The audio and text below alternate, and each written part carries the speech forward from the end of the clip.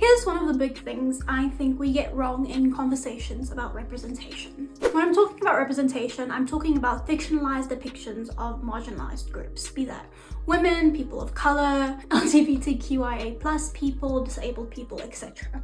Historically, most prominent writers, directors, and studio heads have been white, straight, non-disabled men. To them, the default character to represent the human experience is someone like themselves.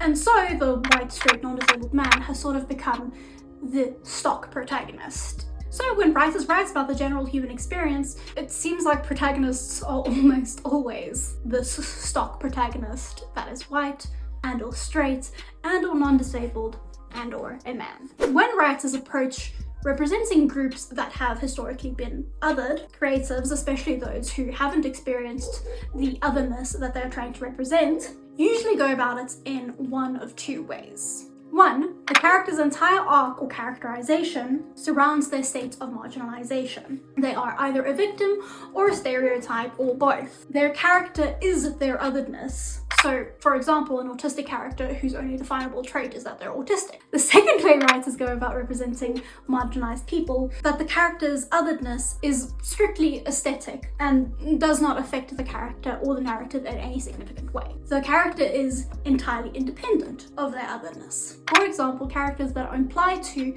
but not confirmed to exist within a marginalized group. These are two extreme approaches to representation, and neither of them result in what can be called good representation. Representation needs to be approached as writing an individual lived experience. Characters should not only exist within the context of their queerness, their blackness, their womanhood, their disability, etc.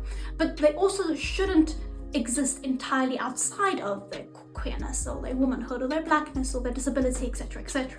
Individual characters cannot and should not be expected to represent the entirety of a group of marginalized people. Better representation lies in writing individual experiences that are integrated into narratives. Better representation is removing the idea of the straight, white, non-disabled, male, stock protagonist. Better representation is characters that are affected by, but not only defined by, their marginalization.